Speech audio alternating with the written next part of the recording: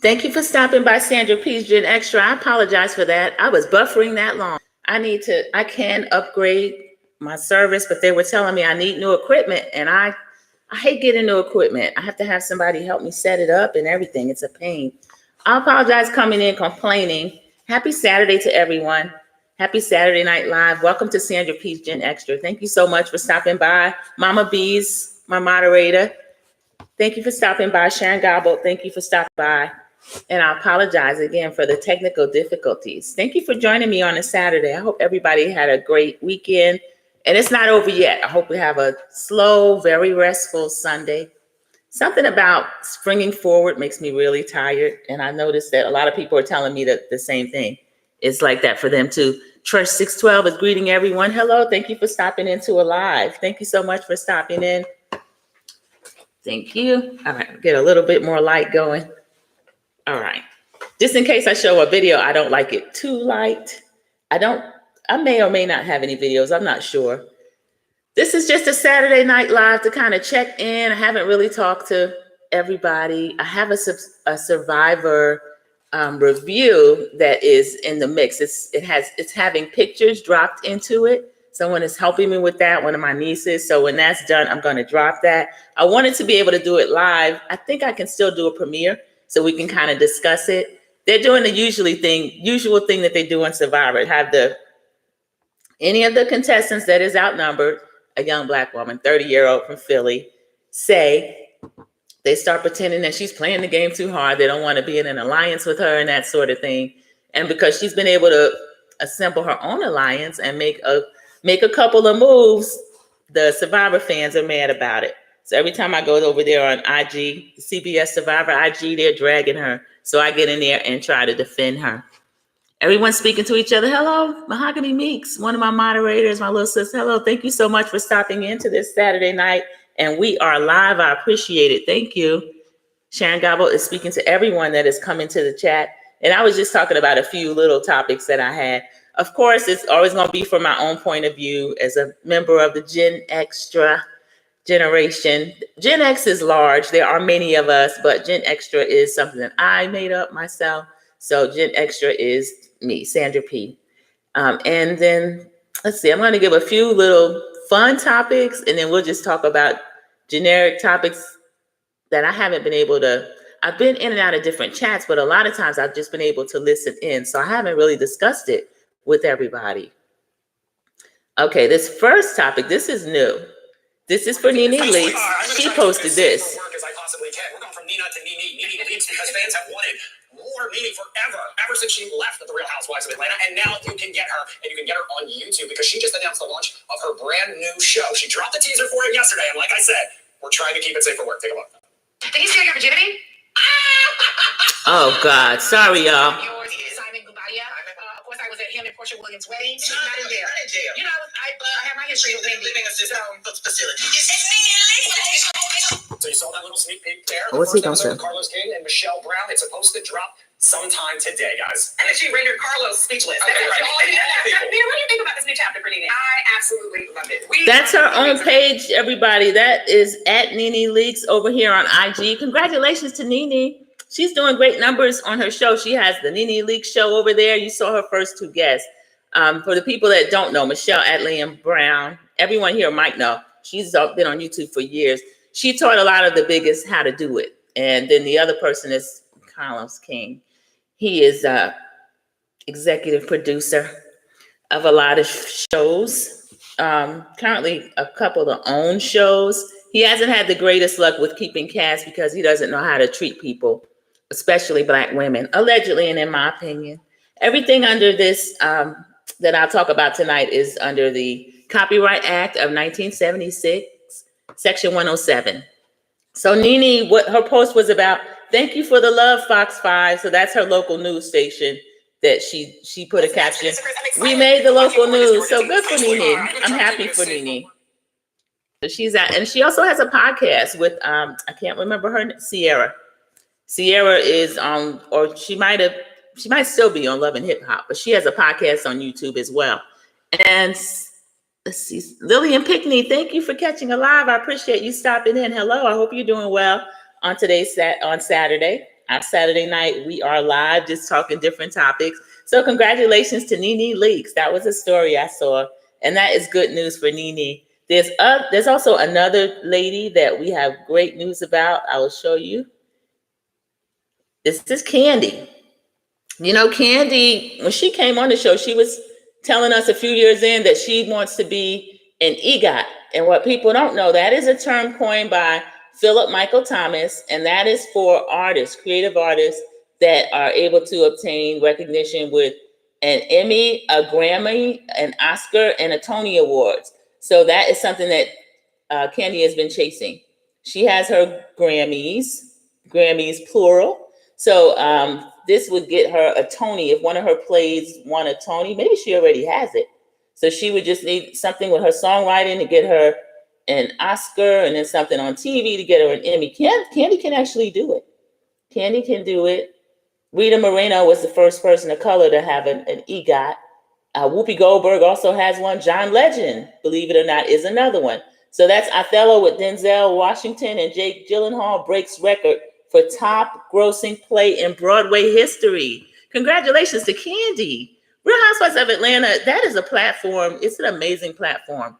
Any of the Bravo TV reality Real Housewives franchises, and then I'll add Married to Medicine as a little sister. It started later, and they're in one profession, or either the spouses of that profession, medicine. But if you use the platform correctly, you can really do great things. Nene was completely unknown before the show. Candy was already known, but known within, for me, girl group world. That's how Candy was known for me. She's a member of Escape. She's always been an amazing writer.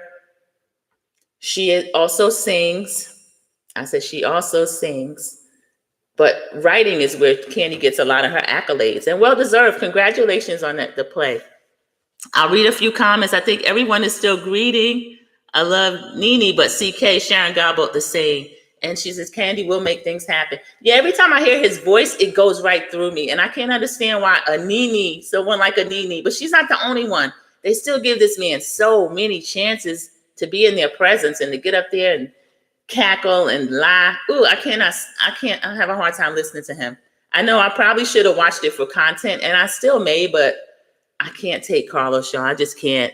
Hey, Tea Talk with your girl. Welcome to the chat. Everybody speak to Tea Talk with your girl. She is one of the panelists and also the founder. I call it the founder. Dropping Extra Sassy Tea Talk. We review Real Housewives of Atlanta. We do a quick view of it on Sunday nights, and then Wednesday we do our in-depth review. So that's Tea Talk with your girl, everybody. Welcome her in. CC, I'm so glad you caught a live. We were just talking about the platform that Real Housewives of Atlanta has given to Nene Leakes, who was just, she's happy she was recognized by her local news because of her new show, Nene Leakes, talking about her two guests, Carlos and Michelle at Lane Brown. And then also Candy having the top grossing Broadway play in history.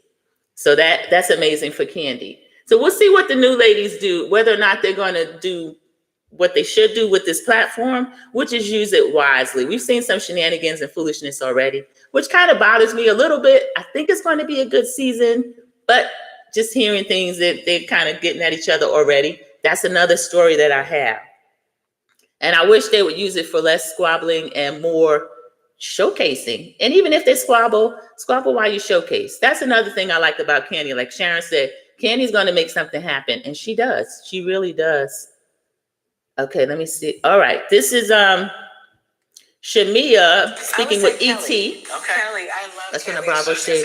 She's saying who she likes, but she's going to have words for another one. Always sitting there, and I always use her 24K Nana Chicken Waffle Syrup.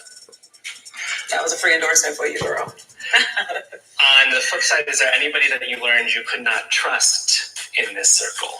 Yes, unfortunately, I came into the circle liking Britt Edie, and now I'm just not a fan of hers at all. What you do, Britt? Kelly just went on the radio and said, that's our least favorite person in our group right now. What happens there to cause that switch? Well, honestly, it's unfortunate because initially we were all really cool.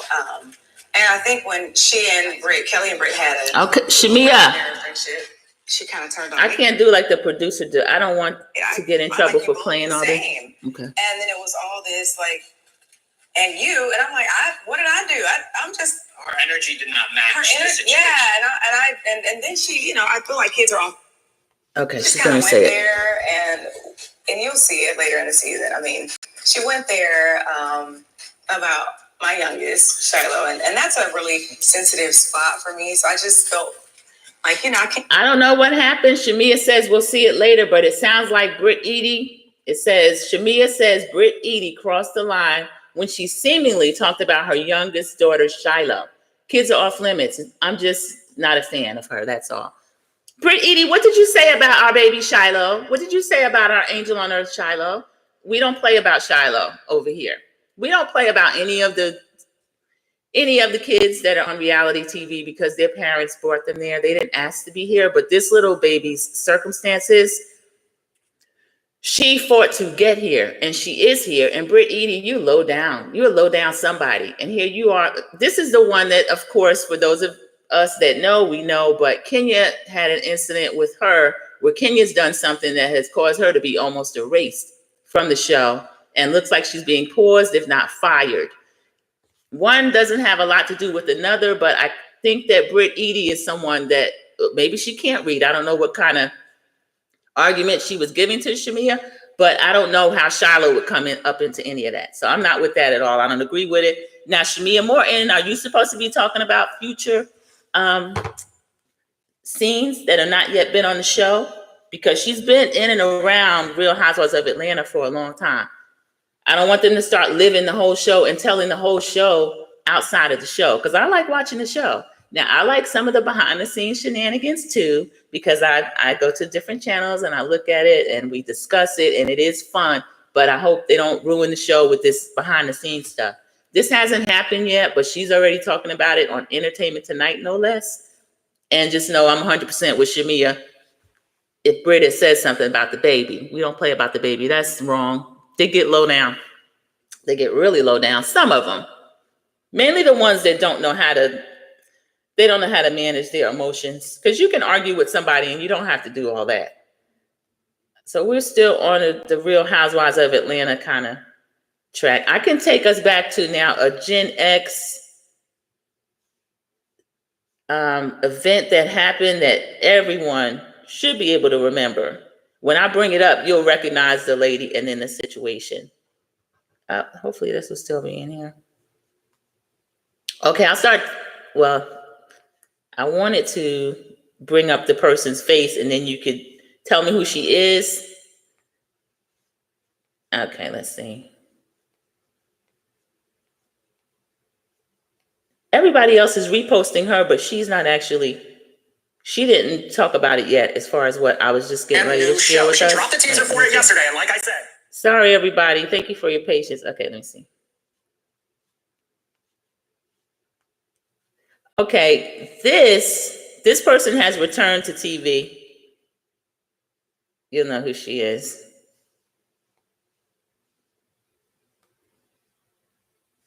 Uh-oh, I'm getting a commercial. All right, there we go. Reality. No one would even Ooh, that know voice. her name if she had not been charged with murdering her daughter. Tell me what happened to Kelly. I can tell you what the end result was. That's not 20 years ago, y'all. That's now. That's about 3 days to a week ago. Nancy Grace is back and she's still dragging Casey Anthony. She's not playing. Casey Anthony's over there on TikTok talking about she's a legal advocate. And Nancy had to get on YouTube and say, legal advocate? You're not a legal advocate. The only business you have with the legal system is when they charge you for the unaliving of your baby. What is Casey Anthony doing? Some of these people feel like they can stay away from us from a little while and we'll forget everything that ever happened. So Nancy's not playing. She called her top mom. That was a phrase that she coined, that she calls her. And she's not playing with Casey Anthony. Yes, Sharon God, but Nancy Grace is back.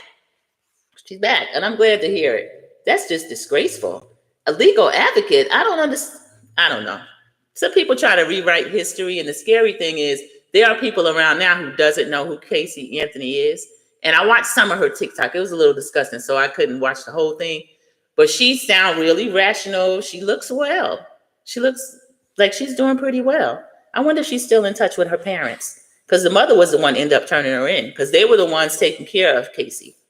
Because, I mean, Casey was feeling like she was missing out on her life because she had this baby that didn't ask to be here. But then what she did was just terrible. But Nancy Grace is back. She's still mad, and she's still dragging Casey Anthony every chance she get. I heard she ran her off TikTok, but then I was still able to find her site. So Casey might have just taken it down and then put it back up. So I guess she's trying to attract the people that don't know who and what she's about. But she has hundreds of thousands of people on YouTube already. So now that she's revisited this story because Casey popped her head out, I don't think she's going to be able to hide what she did. That was one of the worst things I've ever heard. Okay, here is a story. No, not We that have one. left now are skeletal remains. Here's one that is, this is related to news. All right. Spring break Okay, and this is because it's spring break. It's been really busy You'll need more than this just week. your passport. Mexico is now requiring U.S. citizens to fill out an immigration form before they can cross. And it's created incredibly long lines at the port of entry. 12 News journalist Chase Golightly spoke with one of those So travelers. that's payback. I don't blame them. All the problems that this administration is causing for people all over the world just because they're petty and uninformed and unprofessional and ignorant. So Mexico is somewhere where you could do a day trip to Mexico. If you people that live in San Diego, in or around that area, you could walk across the border and come back that same day. Go to the pharmacy, go shopping, do whatever you wanted to do. So what Mexico has done now, they're not making it as easy. In addition to passport, you need a form, an immigration form that you have to fill out. And the lines are crazy now. And it's spring break. So that is adding a lot. Yeah, it's good for them. Some people, bullies in particular, they expect people to just lay down and take it, especially if they're bullying someone who they may be quiet, or in this case, countries, like what they did with Canada, trying to do a tariff on Canada, and then now Canada's pulling all the Kentucky liquor off the shelves, Kentucky whiskey off the shelf. So I'm glad to see that. Even though it's going to hurt a lot of people, pocketbook, hurt their time trying to go there and come back. We're cruising there, so it's not the same for ships. You show your paperwork to the company before you even get on. You enter all that in. But a lot of people don't like to cruise. A lot of people have a problem being at sea. But what I always tell them is when you're starting out, just maybe take a shorter cruise, a few days, and then also take a cruise that has if you have a sea day, make sure you have a port day after that, meaning that you stop in a place and you get to spend the whole day there. Make sure you pay attention to how long you're going to be in an area. Some of them, you might be at sea and then you have an overnight. Like I know one time we cruised to Cabo, they had an overnight there. So that's pretty good. I know Bermuda has cruises go out. They have an overnight. So they leave from the Baltimore port. Our spring break cruise is actually going to have a couple stops in Mexico. And then our summer cruise is a family cruise that is planned by a cousin. We have, our immediate family have a couple of cabins as well. So we're going to be there leaving from Baltimore. I've never cruised out of that port, but I had a cruise director years ago tell me if I ever had a chance to do it, he said it's one of the prettiest ports in the country and one of the most beautiful ships as well. We like Carnival. We've been on a lot of different ones, Royal, Carnival. I've been on Princess. The rest of the family hasn't been on Princess because that's more, to me, adult. They didn't have a lot of children running around, even though they had children programs. Norwegian is another one, or NCL. So take that as a bit of just information. It's easier to, rather than flying in or trying to do a border crossing, you could cruise if you were just going for a vacation. So that's an idea. Okay, and then let me see. Let's see how are we doing? Okay, we're right at 20 minutes. That's pretty good. Thank you, everybody. I appreciate your time on a Saturday night. Thank you. Okay, so we have had Nene, we had Candy, we had Shamia. So that was kind of a real Housewives of Atlanta, even former Housewives of Atlanta. All right, this is a story that's out now as well. We recognize him. Due to pregnancy. And I told them I would not make a lifelong decision about who I'm going to spend the rest of my life with purely based on pregnancy. I said to explore, to date, I would like to move in with you. We have to learn more about each other before we decide to spend the rest of our lives together. And they arrogantly said, it ain't going to work that way. I need to be.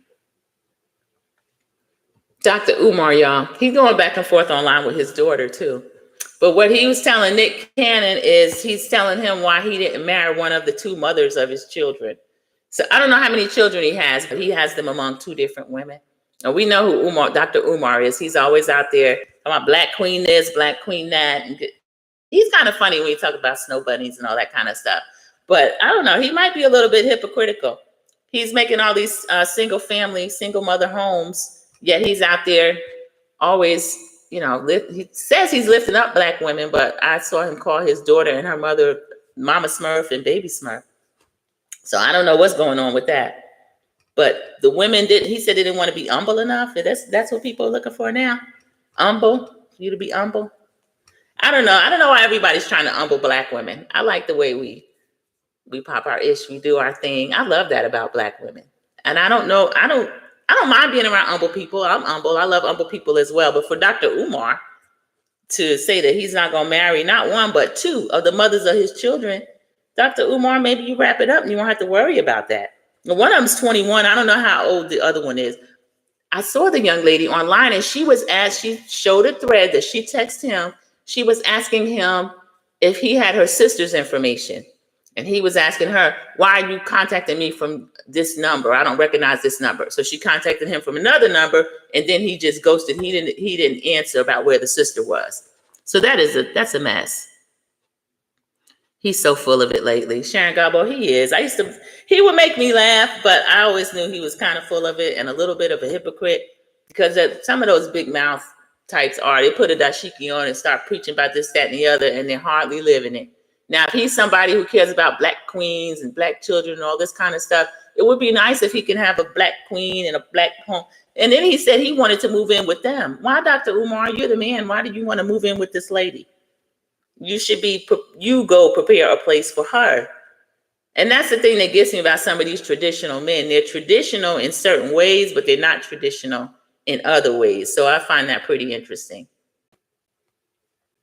Okay, let me see what else I had on the news. And this is a pretty short one. I was trying to do a dirty 30, but most of my topics I actually have covered. So this is ending up really well. Thank you, everybody.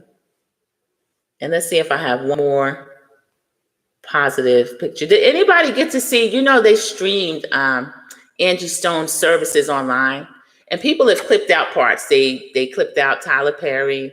He was speaking against the industry and how they treated her. I didn't get to watch the whole thing yet. It was hours. I'm not going to watch the whole thing. But they also clipped Kiki Wyatt. Kiki Wyatt is amazing. Kiki Wyatt is. You remember she and Angie Stone used to have words during this couple of seasons of R&B Divas. They were funny. But she was really emotional singing "His Eyes on the Sparrow." Kiki Wyatt can flat out sing. I've seen her live. She's amazing. I think she has 9 or 10 children now. All right, I was trying to find. Oh, this was another. Oh my good. Okay, this is Angela Oakley. I started following her because she is she's one of the new wives on Real Housewives of Atlanta. She's married to Charles Oakley. That's her IG page. I wish y'all could see what that sweater was doing. I can't believe that she would. Okay, look, I'm gonna put.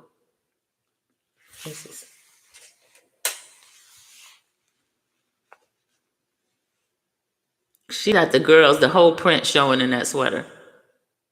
She's got the body for it, but come on, Angela Oakley.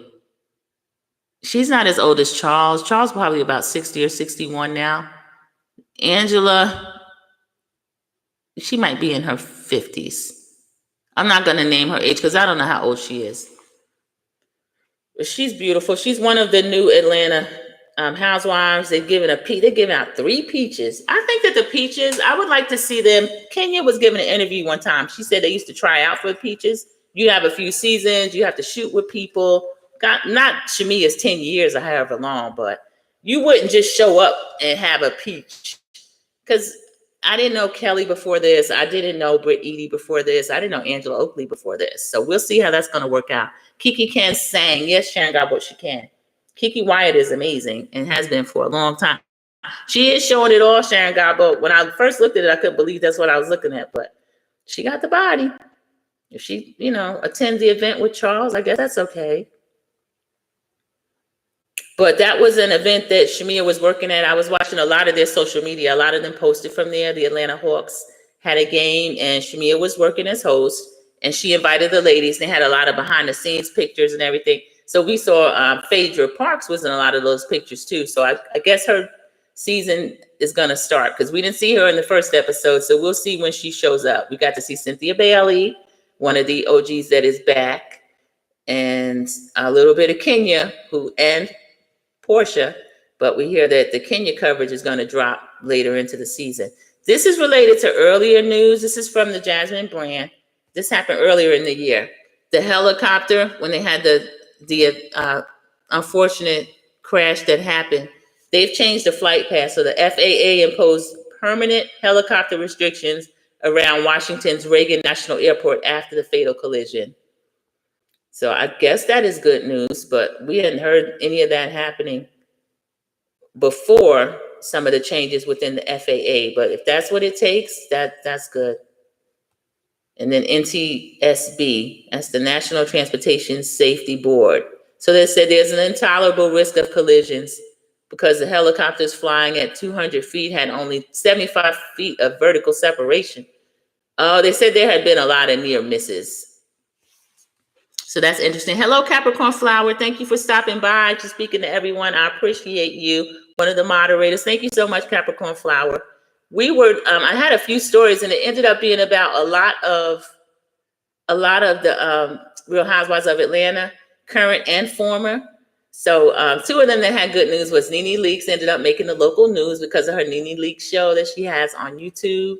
And then also Candy having the top grossest play in Broadway history. So that's amazing for Candy. And then Shamia Morton is still on her publicity blitz. She's out there doing a lot of interviews and everything.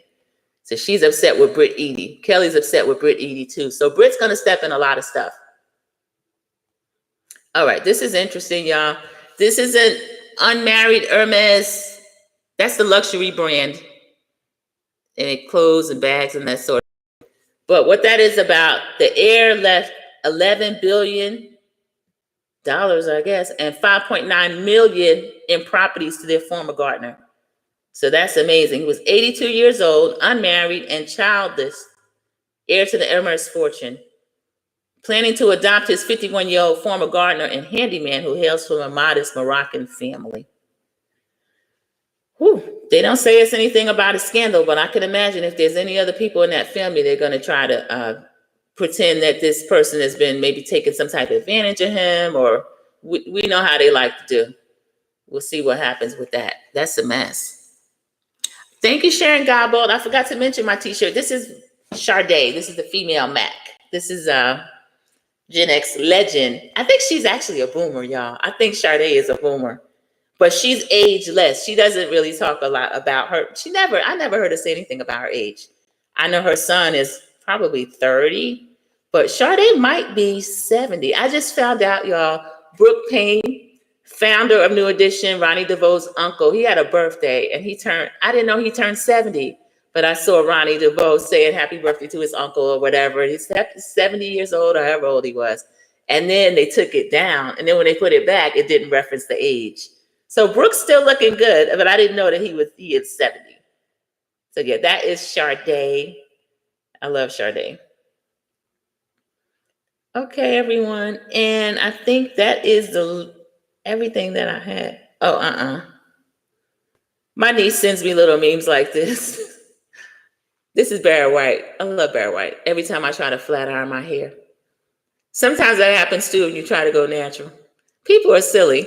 I spend a lot of time just surfing. And it's funny to me. Sharon Gabo is speaking to Capricorn Flower because she spoke to everyone and she came in. Thank you so much. And I have this to look forward to tomorrow night. I don't know when I'm going to get to review it, but here it is. I think a lot of people are covering it. I haven't seen it yet. Oh, big mouth. No, I did not. You bitch. I never wanted you to get into it with her. You said we shared the same dick. You did. What does the mother-in-law care if your vagina's tighter? Because her son is happy. Okay. Are you still seeing Shep? Child, I can't tell you. If I tell you, I might as well put it on. Trifling. Yeah, I'm gonna start with the last part first. Simone with the fan up is Phaedra. Phaedra didn't come to y'all's reunion because she said she's done with y'all. Okay, so I don't think there's gonna be any type of cross promotion, any of that. And Andy's kind of clowning you that he's asking Phaedra a question with the Phaedra fan up, and Simone is sitting right. Simone, how come he's not asking you anything about your life? Anything about you and Cecil? Married to Medicine is down bad, y'all. And I knew Mariah Huck was right when she said that Heavenly would drag the show into the gutter. We saw her walking in, looking pretty, but cussing up a storm, being foul. And she's going to cut up on this reunion. And they're going to drag poor Sweet Tea again. But it looks like Quad and Dr. Simone almost get into a fight backstage. So if the two of them are almost fighting, how are they blaming everything on Sweet Tea? I'm looking forward to this reunion, but honestly, guys, I'm glad that it's only 2 parts because I was annoyed for half the season. Sharon Garbo said this is going to be a mess. It is going to be a mess. It is going to be a mess. How do you have a church fan with a person's face on it who's not even there? This lady was in the season. You couldn't even get her to attend the reunion. And I heard she didn't have to attend because she had fulfilled her obligation or whatever that was. But if that were a group of ladies that she liked and they got along and it's fun, Phaedra usually enjoys the reunion with the exception, I think it was season 9. Ooh, that was a messy one with Portia when they had that lie had been concocted and all of that. That was a tough reunion. But other than that, Phaedra usually likes the reunion. Probably could have got a little extra money out of Andy and Bravo to attend. So that's a mess. Sharon Garbo said the show is going down the drain. It is, and I hate to see it. They could still, if they could do some type reboot or a pause, everybody's not necessary. And then one of the questions that comes up, they're going to be Greg and T and Quad and King are asked whether or not they're going to be able to coexist. I don't see it. I really don't see it anymore, especially since police. I didn't get the full story behind that. So that's just a mess. But this is not Mariah's vision at all. It's not. Even when they had Contessa do the event, the mission about diabetes local to Atlanta, that's something that they would always do. The trips they took away were always nice, even though sometimes the couples would get into it. There was always some type breakthrough. But now because of Dr. Heavenly's shenanigans, and also I have to blame Quad, it's just a lot of times it's unpleasant. And I started out liking the new couple, Dr. Mimi and her husband, Steve. Someone got in my comments and corrected me. Dr. Mimi's husband, Steve, is not a doctor. He is the founder with her of their medical practice. She's a psychiatrist, and then they have a practice that incorporates that, and then something else about sports injuries. But the person let me know that he was not a doctor. I looked it up, and he's not a doctor because I kept referring to him as Dr. Steve. I thought they were introduced as Dr. Steve and Dr. Mimi, but evidently not. But yeah, Heavenly's making a mess of that show, and she's using a lot of behind-the-scenes chatter and people that are supposed to be experts to tell her what to do about this show. And then she's making a joke about she has a producer's hat on. They have producers. They don't need Dr. Heavenly to produce. She's doing a poor job of it and making a lot of people that were fans of the show, myself, kind of disgusted in the show. I hope it can still be repaired. But we're right at 34 minutes. So thank you, everybody, for stopping by Sandra P's Gen Xtra. I'm looking to that reunion just to see what happens. And then we will have our review of dropping Xtra Sassy Tea Talk. That's the review of the quick little view, what we think about Real Housewives of Atlanta, the second episode. So that's going to be tomorrow night. And we'll put the times up and everything like that. I believe it probably will be right after whatever time it goes off. And I think it should be around 9 o'clock. They had a longer show last week. So it's like right around 9:15 or 9:20. So it depends on what time they actually end. But thank everybody for stopping in and letting me catch up with you for the week's news that I was looking at and just being able to say hello and speak to everybody. So enjoy the rest of your weekend. It's only half over. And thanks for stopping by Sandra P's Gen Extra. Everybody have a great night. Bye.